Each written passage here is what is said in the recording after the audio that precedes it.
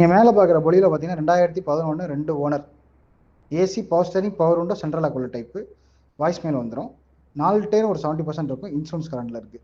வண்டி அடிபாடு ரீப்ளேஸ்மெண்ட் இருக்காது, ஒரிஜினாலிட்டியாக இருக்கும். வண்டி பார்க்க வேண்டிய ராலிமலை. ஐடியாவுக்கு மேல் பண்ணுங்கள், விலையை சொல்கிறேன்.